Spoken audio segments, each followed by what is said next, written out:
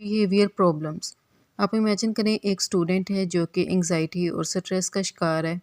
उसका बिहेवियर भी एग्रेसिव है और वो टीचर के साथ भी बदतमीज़ी करता है। तो एक ऐसा बिहेवियर जो कि अब्यूज़िव हो, एग्रेसिव हो और डिसरप्टिव हो, जो कि हमारी लाइफ के लिए डिट्रीमेंटल हो, इसको बोलते हैं बिहेवियरल प्रॉब्लम्स। अक्सर हमने देखा है कि स्कूल में कुछ ऐसे स्टूडेंट होते हैं जो कि दूसरों को तंग करते हैं। अगर किसी की बुक हाथ में आई तो वो फाड़ दी, किसी का पेन आया तो उसको तोड़ दिया या फिर चेयर को तोड़ दिया। इनके ऐसे स्टूडेंट जो कि स्कूल की प्रॉपर्टी को भी डैमेज करते हैं, दूसरे स्टूडेंट को भी तंग करते हैं और उनके साथ जो उनका बिहेवियर है वो वेरी डिसरिस्पेक्टफुल है। ऐसे बच्चे लड़ते भी ज़्यादा होते हैं और अक्सर देखा जाए तो इनका सोशल इंटरेक्शन दूसरों के साथ नहीं होता। एक स्टूडेंट का ये जो बिहेवियर का प्रॉब्लम है, देखा जाए तो वो किसी एक बंदे के ऊपर उसका असर नहीं होता, बल्कि ये पूरी क्लास को अफेक्ट करता है। और इससे जो दूसरे स्टूडेंट हैं जो कि क्लास के अंदर सीख रहे होते हैं, वो अपनी लर्निंग से भी डिस्ट्रैक्ट हो जाते हैं। इसलिए फिर टीचर को अपना जो प्रेशियस टाइम है वो स्टूडेंट को बिहेवियर के बारे में और डिसिप्लिन के बारे में बताते हुए ज़्यादातर गुजर जाता है। जबकि टीचर की ज़्यादा से ज़्यादा यही कोशिश होती है कि वो अपना ज़्यादा टाइम लेक्चर के ऊपर लगाए और डिसिप्लिन के ऊपर वो कम अपने मिनट्स जो है उसमें स्पेंड करें। तो यहाँ पर इस लेक्चर में हमने देखना है कि बिहेवियर के रिलेटेड प्रॉब्लम्स कौन कौन से हो सकते हैं। इसमें sensory processing disorder, aggressive students, inappropriate language और इनअटेंटिव स्टूडेंट्स आते हैं। सेंसरी प्रोसेसिंग डिसऑर्डर किसे कहते हैं? अब आपके इर्द गिर्द जैसे कि हमारा इन्वायरमेंट है, जो भी इसमें आप कोई भी चीज़ देखते हैं, उसको सुनते हैं, इसके अलावा उसको आप टच भी करते हैं, आप उसका टेस्ट भी करते हैं। आप अपने इन्वायरमेंट से जो भी इंफॉर्मेशन लेते हैं उसको बोलते हैं ये सेंसरी इंफॉर्मेशन है। तो सेंसरी प्रोसेसिंग डिसऑर्डर एक ऐसा डिसऑर्डर है जिसके अंदर हम ये देखते हैं कि हमारा ब्रेन जो इन्वायरमेंट से आने वाली इंफॉर्मेशन है उसको कैसे प्रोसेस करता है, इसीलिए इसको सेंसरी प्रोसेसिंग डिसऑर्डर बोलते हैं। सेंसरी प्रोसेसिंग डिसऑर्डर की एक एग्जांपल हेयरिंग लॉस भी है कि जब कुछ लोगों को सुनना बंद हो जाता है या बहुत कम सुनाई देता है, तो जिन लोगों को हेयरिंग लॉस का प्रॉब्लम होता है उनके अंदर डिमेंशिया के जो चांसेस हैं वो बढ़ जाते हैं। डिमेंशिया बेसिकली किसे कहते हैं? मेमोरी लॉस के। तो हेयरिंग लॉस की वजह से मेमोरी लॉस भी आपका हो सकता है। फिर जब आपका मेमोरी लॉस होगा, हेयरिंग लॉस होगा, तो आप जो है सोशल आइसोलेशन का शिकार हो जाएंगे। यानी कि आपने अगर कोई भी बात सुनी है तो आप अगले बंदे से कोई 2 3 4 बार आप उससे पूछेंगे तो अगला बंदा भी इससे फेड अप हो जाता है और आपको इतना ज़्यादा जो है इसके बारे में नहीं बताएगा कि मैं इस बंदे को दोबारा वो वाली बात रिपीट कर दूं। इसलिए आप सोशल आइसोलेशन का भी शिकार हो जाते हैं और डिप्रेशन का भी। देखा जाए तो इस किस्म की जो बीमारी है इसके शिकार सिर्फ बच्चे ही नहीं हो सकते बल्कि अडल्ट्स भी हो सकते हैं। सेंसरी प्रोसेसिंग डिसऑर्डर का शिकार जो बच्चे हैं ये ओवर सेंसिटिव होते हैं। अक्सर देखेंगे तो वो काफ़ी ऊंचाई से वो बच्चे छलांगे भी लगाते हैं। आप उनको जितना मर्जी मना करें उनके सर के ऊपर इस बात का कोई असर ही नहीं होता। या फिर अगर वो झूले ले रहे हैं प्ले ग्राउंड के ऊपर तो वो भी काफ़ी ज़्यादा स्पीड से ले रहे होते हैं। तो मुख्तलिफ़ किस्म की अगर जो सॉन्ग्स वगैरह आते हैं तो वो बच्चे शोर मचाना शुरू कर देते हैं क्योंकि वो ओवर रिएक्ट करते हैं। इसके अलावा जब वो कपड़े पहनते हैं तो फिर भी उनको लगता है कि जैसे वो अनकम्फर्टेबल है। बिहेवियर प्रॉब्लम्स के अंदर सेकंड आता है एग्रेसिव बिहेवियर या फिर एग्रेसिव स्टूडेंट। ये भी एक सीरियस प्रॉब्लम है। अब जैसे कि बच्चों की किसी बात की वजह से गुस्सा आ गया है और उनकी फाइटिंग हुई है, तो इससे क्या होगा कि दोनों बच्चे जो है वो ही हर्ट होंगे, उनको चोट आ जाएगी। तो जो फिजिकल एग्रेशन होती है ये वायलेंट भी हो सकती है। और अगर क्लासरूम के अंदर बच्चों की ऐसे ही लड़ाई होगी तो इससे टीचर के ऊपर और जो दूसरे स्टूडेंट होते हैं उनके ऊपर भी उस स्टूडेंट का बैड इंप्रेशन पड़ता है। इसलिए कोई भी दूसरा स्टूडेंट ऐसे स्टूडेंट के साथ खेलना पसंद नहीं करता। थर्ड है बिहेवियर रिलेटेड प्रॉब्लम जिसका नेम है इनअप्रोप्रिएट लैंग्वेज। ये इनके बच्चे जो भी अपनी लैंग्वेज यूज़ कर रहे हैं क्लास के अंदर, गैर मुनासिब जो ज़ुबान है वो उसको इस्तेमाल करते हैं। अक्सर देखा गया है कि स्टूडेंट को जब गुस्सा वगैरह आता है तो वो गालियाँ देते हैं, तो ये एक इनअप्रोप्रिएट लैंग्वेज है। और कुछ स्टूडेंट जो है जैसे उनके घर में बोला जाता है, मतलब कि कोई गलत की या सही की तमीज़ नहीं है उन्हें, तो जैसे उनका होम का इन्वायरमेंट होता है वो उसी के अकॉर्डिंग स्कूल को भी वही इन्वायरमेंट समझ लेते हैं और उसी तरीके से अपने टीचर के साथ फ्री होने की कोशिश करते हैं और इनअप्रोप्रिएट लैंग्वेज को यूज़ करते हैं। नेक्स्ट जो बिहेवियर के रिलेटेड प्रॉब्लम है उसके अंदर है इनअटेंटिव स्टूडेंट। अब इनअटेंटिव स्टूडेंट कौन से होते हैं? जिनका क्लास के अंदर कोई फोकस नहीं होता लेक्चर के ऊपर और वो क्लास के लेक्चर को भी बोरिंग समझते हैं। इसलिए ऐसे स्टूडेंट को टीचर की तरफ से स्पेशल अटेंशन की भी ज़रूरत होती है। ऐसे स्टूडेंट अपने स्कूल वर्क को भी ऑर्गेनाइज नहीं कर सकते और ना ही अपनी अटेंशन को सस्टेन कर सकते हैं। इसीलिए ऐसे स्टूडेंट एक डिसऑर्डर का शिकार हो जाते हैं। इस डिसऑर्डर को ADHD बोलते हैं। ADHD का क्या मतलब है? Attention deficit hyper activity disorder. ये एक ऐसा ब्रेन डिसऑर्डर है जिसके अंदर स्टूडेंट को ये नहीं पता होता है कि उन्होंने लेक्चर में कैसे फोकस करना है और उन्होंने कैसे सही से बैठना है और अपने बिहेवियर को कैसे कंट्रोल करना है। सोशल प्रॉब्लम्स बेसिकली इसके अंदर ऐसे बिहेवियर आते हैं जो कि हमारी सोसाइटी को डैमेज करते हैं। ये सोशल प्रॉब्लम्स कौन कौन से हो सकते हैं? इसमें फर्स्ट प्रॉब्लम है not paying attention in class. अब जब स्टूडेंट क्लास के अंदर अटेंशन नहीं पे करते, उनका लेक्चर के ऊपर कोई फोकस नहीं होता, अगर टीचर उनसे पूछता है तो बच्चों को कुछ नहीं आता, तो इसकी रीज़न ये भी हो सकती है कि स्टूडेंट को वो वाला लेक्चर बोरिंग लगता हो, उनका इंटरेस्ट ही उसके अंदर ना हो। ये भी हो सकता है कि स्टूडेंट ने जो है घर से आया तो उसने कुछ खा पी कर नहीं आया, इसलिए भी उसका इंटरेस्ट नहीं हो सकता है। एक रीज़न ये भी हो सकती है कि उस बच्चे की नींद पूरी नहीं है। तो ऐसे स्टूडेंट के जो ग्रेड्स होते हैं वो लो होते हैं, और जो पेरेंट्स हैं वो इस बात का ज़्यादातर उन्हें डर होता है कि कहीं उनके बच्चों को ADHD यानी कि जो attention deficit hyper activity disorder, कि कहीं उनके बच्चे इस डिज़ीज़ का शिकार ना हो। सेकंड सोशल प्रॉब्लम है डिफ़िकल्टी इन मेकिंग फ्रेंड्स। अक्सर देखा गया है कि कुछ स्टूडेंट से पूछें कि आपका कोई फ्रेंड वगैरह है, तो वो कहते हैं कि नहीं, हमारा कोई फ्रेंड नहीं है। तो इस बात की बेसिकली क्या रीज़न है? हो सकता है कि वो जो बच्चा है वो बड़ा शर्मीला हो, उसको ये ना पता हो कि उसने दूसरों के साथ जो सोशल इंटरेक्शन है वो कैसे करनी है, यानी कि उसका इनएक्सपीरियंस हो सकता है। अगर उसका एक्सपीरियंस होता है तो वो आसानी से दूसरों को अपना फ्रेंड बना सकता था। इसके अलावा कुछ बच्चे सोशल फोबिया का भी शिकार होते हैं, वो सोसाइटी से दूसरे लोगों से ज़्यादातर दूर रहना ही पसंद करते हैं। उनकी कोशिश यही होती है कि वो अकेला अपना टाइम स्पेंड करें। नेक्स्ट इसके अंदर जो सोशल प्रॉब्लम्स आते हैं उसमें डिसरप्टिव बिहेवियर इन क्लास। बच्चे को गुस्सा है और उसने बदतमीज़ी की है या फिर दूसरे लोगों की चीज़ें वगैरह तोड़नी शुरू कर दी हैं, तो टीचर क्या करेगा? उस बच्चे के साथ स्ट्रिक्टली डील करेगा। लेकिन कभी टीचर ये नहीं सोचेगा कि बच्चे की इस बिहेवियर की क्या रीज़न्स हैं।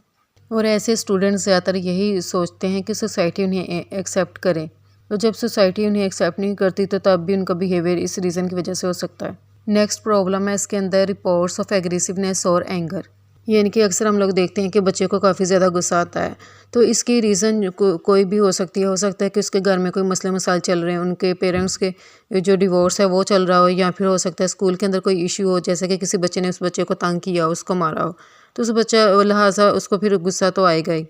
तो इसीलिए ऐसे बच्चे के साथ डील करने के लिए हमें किसी प्रोफेशनल से ही हेल्प लेने की ज़रूरत है, ताकि वो बच्चे ये सीख सकें कि उन्होंने अपनी सोसाइटी के अंदर दूसरों के साथ कैसे डील करना है। किसी भी किस्म की कोई प्रॉब्लम है तो उन्होंने उसके साथ कैसे डील करना है। इस तरह स्टूडेंट के अंदर पॉजिटिव स्किल्स भी डेवलप होंगी। नेक्स्ट इसमें डिसऑर्डर है एक प्रॉब्लम जो कि सोसाइटी का, वो है फेलिंग ग्रेड्स। अक्सर देखा गया है कि क्लास के अंदर स्टूडेंट पार्टिसिपेट नहीं करते या अपनी क्लास वगैरह को अटेंड नहीं करते, तो इसलिए ऐसे स्टूडेंट को पता ही नहीं होता कि क्लास के अंदर टीचर ने क्या टॉपिक पढ़ाया है और उनको लेक्चर के बारे में कोई इन्फॉर्मेशन नहीं होती। तो ज़्यादातर चांसेस यही होते हैं कि ये स्टूडेंट जो है अपनी उस पर्टिकुलर जो लेक्चर का जो भी सब्जेक्ट है उसके अंदर फेल हो जाएंगे। ऐसे स्टूडेंट खुद को ज़्यादा स्मार्ट भी नहीं समझते, इसलिए हमें ये अंडरस्टैंड करने की ज़रूरत है कि स्टूडेंट ने वो पर्टिकुलर क्लास अटेंड क्यों नहीं की।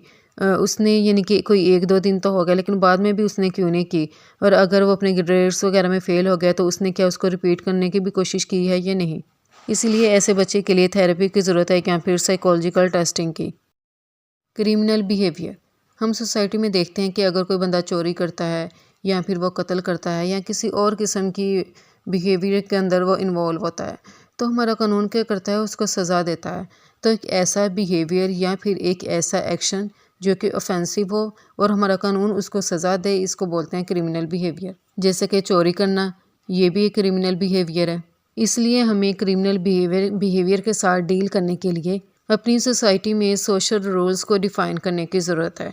तो सोशल रूल्स बेसिकली ऐसे रूल्स होते हैं जो कि उस सोसाइटी की सिचुएशन को डिस्क्राइब करते हैं, उसको डिफ़ाइन करते हैं और ये बताते हैं कि इस सोसाइटी के अंदर किस किस्म का बिहेवियर एक्सेप्टेबल है और ये बिहेवियर अप्रोप्रिएट भी है उनके लिए या नहीं, यानी कि वो राइट और रॉन्ग के बारे में बताते हैं।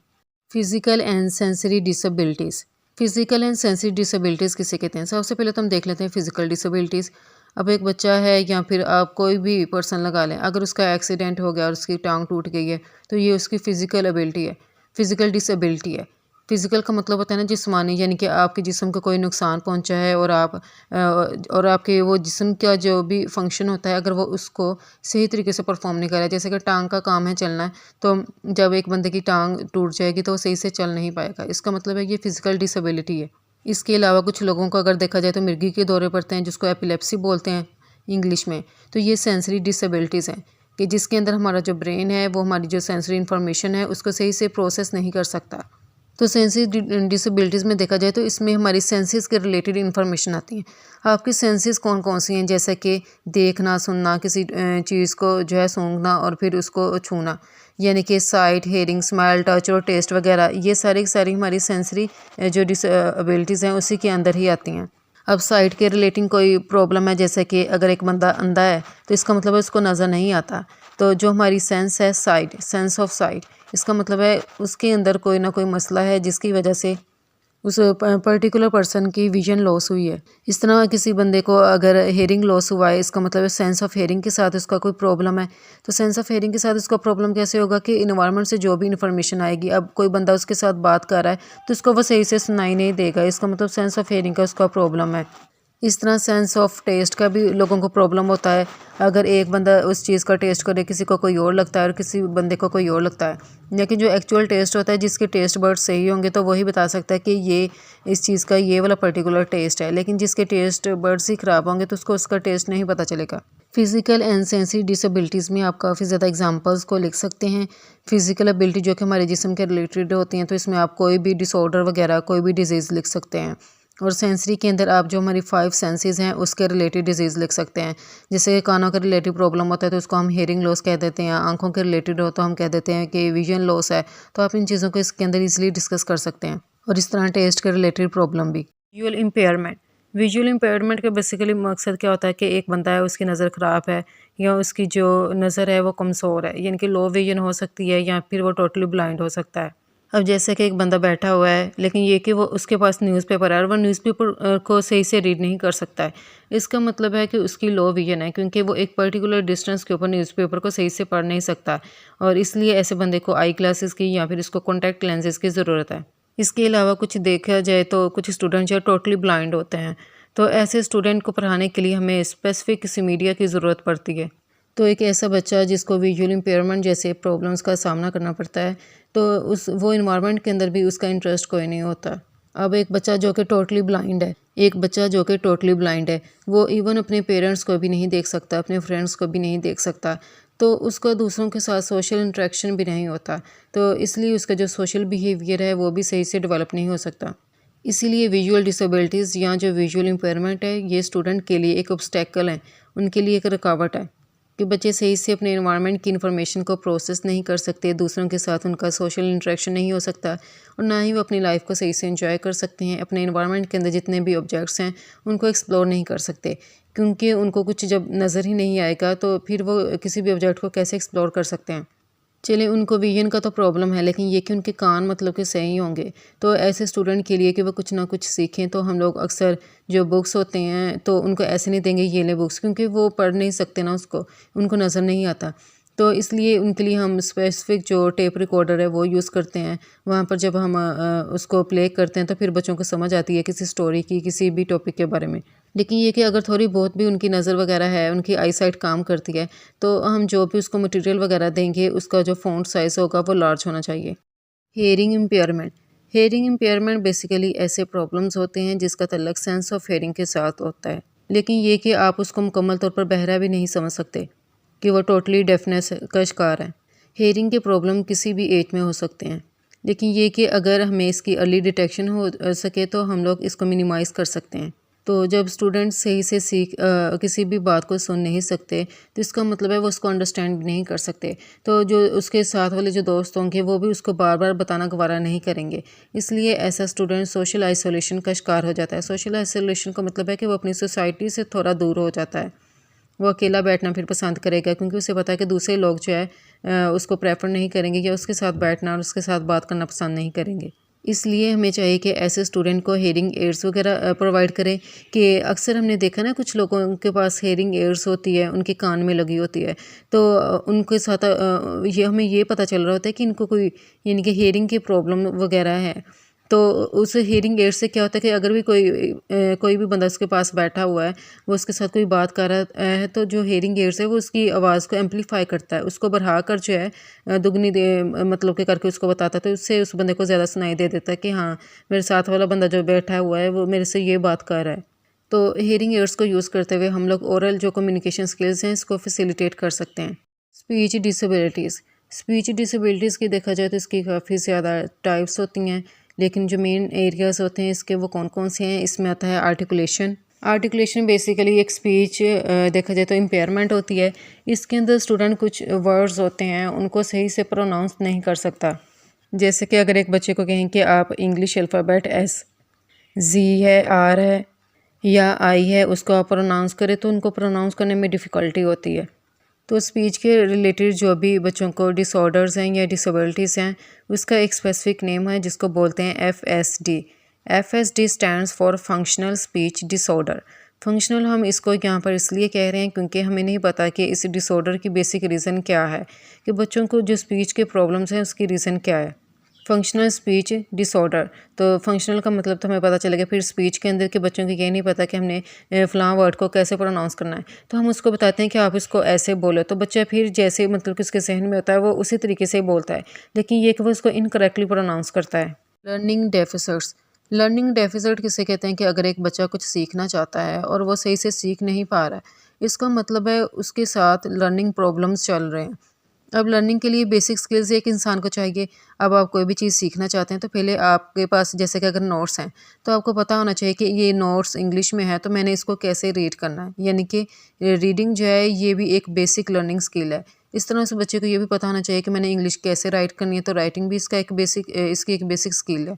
इसके अलावा जिन स्टूडेंट को लर्निंग डिसऑर्डर होता है या लर्निंग डेफिसिट जैसे प्रॉब्लम्स होते हैं, तो ऐसे बच्चों को ये नहीं पता होता कि मैंने अपने टाइम की कैसे प्लानिंग करनी है, मैंने अपने वर्क को कैसे ऑर्गेनाइज़ करना है और मैंने अपनी मेमोरी में इन चीज़ों को कैसे रिटेन करना है और क्लास के अंदर मैंने कैसे फोकस करना है। अब जैसे कि स्टार्ट में देखा जाए तो एक स्टूडेंट है उसको मैथ की बिल्कुल समझ नहीं आती, तो तब हम लोगों को पता चल जाता है कि इस बच्चे के ये साइंस हैं, ये सिम्टम्स हैं कि वाकई उसको मैथ की समझ नहीं आ रही, तो इसके ऊपर ज़्यादा तवज्जो देने की ज़रूरत है। लेकिन ये कि अगर हम उसके ऊपर तवज्जो ना देंगे तो नेक्स्ट जब वो अपनी हायर किसी क्लास के अंदर जाता है तो उसके अंदर ये वाला प्रॉब्लम साथ साथ चलता ही रहता है। इसलिए हमें इन प्रॉब्लम्स को जो लोअर लेवल है वहाँ पर उसकी एवेल्यूएशन करने की ज़रूरत है।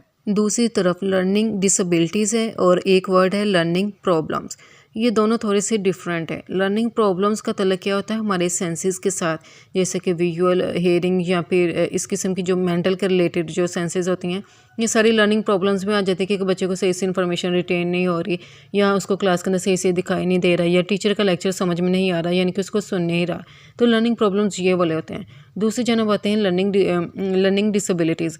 लर्निंग डिसेबिलिटीज़ कौन सी होती हैं जिसमें बच्चों लोगों के दिमाग में थोड़ा डिफरेंस होता है, उनके इंटेलिजेंस लेवल में हम कह सकते हैं कि कुछ लोगों का एवरेज इंटेलिजेंस होती है उनकी और कुछ की अबव एवरेज इंटेलिजेंस होती है, इनके इसमें गैप आता है। मेरे एरिया में भी मैंने एक बच्ची देखी थी, तो उसकी उम्र तकरीबन 8 साल थी शायद, लेकिन उसकी जो हरकतें थी वो बिल्कुल छोटे बच्चों वाली थी। तो डॉक्टर को जब उसका चेकअप करवाया गया तो डॉक्टर ने ये कहा कि ये बच्ची की उम्र तो इतनी है लेकिन उसका मेंटल लेवल इसके मुताबिक नहीं है, यानी कि वो बच्ची जो है 3-4 साल के बच्चे की तरह ही बिहेव कर रही है, वो 8 साल के बच्चे की तरह बात नहीं करती और ना ही वो बिहेव करती है। इसलिए डॉक्टर ने कहा कि उसकी जो जिस्मानी उम्र है और जो ज़हनी उम्र है उसमें काफ़ी ज़्यादा डिफरेंस है। तो उसकी जो ज़हनी उम्र है वो उसकी जिस्मानी उम्र के मुताबिक नहीं है, बल्कि वो उससे काफ़ी ज़्यादा छोटी है। इसलिए एक लर्निंग जो डिसेबिलिटी होती है उसका इलाज करना मुश्किल होता है, क्योंकि ये एक लाइफ लॉन्ग प्रोसेस चलता रहता है। लेकिन ये कि अगर हम दूसरे लोगों के से सपोर्ट वगैरह लें तो फिर हम इसका इलाज जो है वो कर सकते हैं। लर्निंग डिसेबिलिटीज़ में देखा जाए तो इसमें काफ़ी ज़्यादा प्रॉब्लम्स आ जाते हैं। इसमें फर्स्ट डिसऑर्डर है APD, जिसका मतलब है ऑडिटरी प्रोसेसिंग डिसऑर्डर। ऑडिटरी का वर्ड बेसिकली हमारे ईयर यानी कि हमारे कान के साथ है।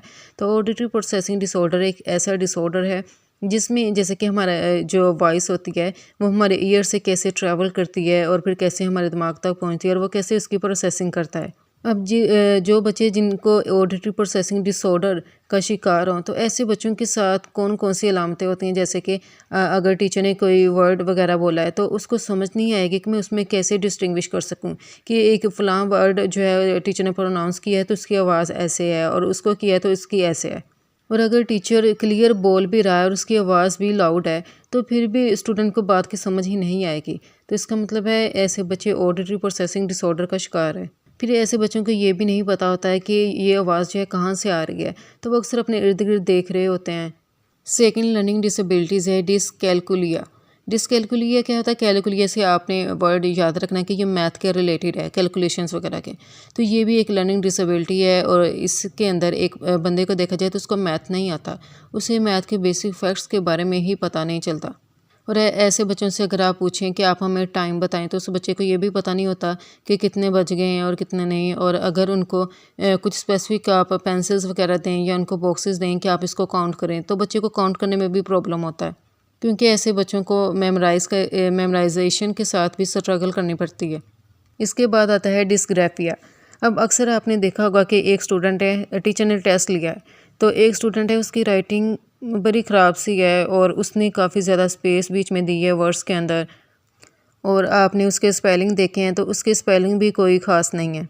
और वो स्टूडेंट लिख भी रहा है और साथ साथ वो सोच भी रहा है कि मैंने क्या क्या लिखना है, तो उसको समझ नहीं आ रही कि मैंने कैसे लिखना है और क्या क्या उसके अंदर लिखना है, यानी कि उसके पास हैंड राइटिंग एबिलिटी नहीं है। तो इसको बोलते हैं डिस्ग्राफिया। नेक्स्ट डिसऑर्डर है इसके अंदर डिसलेक्सिया। अक्सर आपने देखे होंगे कि कुछ स्टूडेंट्स ऐसे होते हैं जिनको बोलने में भी मसला होता है और उनको रीड करने में भी प्रॉब्लम होता है। उनको ये नहीं पता होता कि हम जो भी एक पैराग्राफ रीड कर रहे हैं तो उसको मैंने कैसे अंडरस्टैंड करना है। इसको बोलते हैं डिसलेक्सिया। डिसलेक्सिया को हम लोग लैंग्वेज बेस्ड लर्निंग डिसेबिलिटी भी बोल सकते हैं। इसके बाद आता है LPD, यानी कि लैंग्वेज प्रोसेसिंग डिसऑर्डर। अब एक बच्चा है, जैसा कि क्लास के अंदर टीचर बोल रहा है तो उसके जहन में मतलब कि आवाज़ जो है टीचर की पड़ रही है, उसको साफ सुनाई दे रहा है। तो ये अगर उसको सही से सुनाई ना दे, उसका ईयर उस इंफॉर्मेशन को सही से प्रोसेस ना करे, तो उसको बोलते हैं ऑडिटरी प्रोसेसिंग डिसऑर्डर। जो LPD है, जिसका मतलब है लैंग्वेज प्रोसेसिंग डिसऑर्डर, ये डिसऑर्डर क्या है? ये लैंग्वेज के रिलेटेड है कि एक लैंग्वेज है, बच्चे को सुनाई दे रही है कि टीचर क्या बोल रहा है, लेकिन उसको उसके माइंड में उसकी प्रोसेसिंग सही से नहीं हो रही। NLD यानी कि नॉन वर्बल लर्निंग डिसेबिलिटीज़। अक्सर हमने देखा गया कुछ स्टूडेंट ये कहते हैं कि हमें नहीं पता कि हम जब प्रेजेंटेशन वगैरह दें तो हमारे फेशियल एक्सप्रेशंस कैसे होने चाहिए, हमारी बॉडी लैंग्वेज कैसे होनी चाहिए। तो ऐसे student non verbal learning disabilities का शिकार होते हैं। नेक्स्ट प्रॉब्लम है विजुअल परसेप्शन या फिर विजुअल परसेप्चुअल डेफिसिट। विजुअल का मतलब फिर हमारी आइज़ के रिलेटेड है कि एक बंदा जो भी वो इन्फॉर्मेशन को देखता है उसको सही से अंडरस्टैंड नहीं कर सकता। जैसे कि अगर एक बोर्ड है हमारे पास और वहाँ पर एक अच्छी सी पिक्चर है, तो वहाँ पर हम स्टूडेंट को कहेंगे क्या बताएं कि इसमें क्या क्या है। तो एक स्टूडेंट बताएगा बड़े अच्छे से कि इसके अंदर स्टार्स हैं, मून्स हैं, स्काई वगैरह दिखाया गया है, जबकि दूसरा स्टूडेंट कहेगा कि मुझे तो सिर्फ इसमें स्टार्स ही नज़र आ रहे हैं। तो ये जो विजुअल परसेप्शुअल जो डेफिसिट है, इसका बेसिकली तल्लक एक बंदे के साथ है कि जब वो कोई भी चीज़ को देखता है तो इसको सही से अंडरस्टैंड नहीं कर सकता। आप इसके अंदर ये भी सोच सकते हैं, जैसे कि अगर किसी भी किस्म की कोई सिचुएशन है, एक बंदा कहता है मुझे तो इसमें ये नज़र आ रहा है, दूसरा कहता है कि नहीं ये तो ऐसे नहीं, इसमें तो मुझे ये नज़र आ रहा है। तो इसका मतलब है कि हर इंसान जो जिस भी चीज़ को देखता है उसको प्रोसेस करना, उस इंफॉर्मेशन को अंडरस्टैंड करना, हर एक इंसान की ये डिफरेंट एबिलिटी होती है। लर्निंग डेफिसिट के अंदर सिर्फ यही प्रॉब्लम्स नहीं आते बल्कि बच्चे की मेमोरी के साथ भी आते हैं। किसी की शॉर्ट टर्म मेमोरी हो सकती है, किसी बच्चे की लॉन्ग टर्म मेमोरी हो सकती है।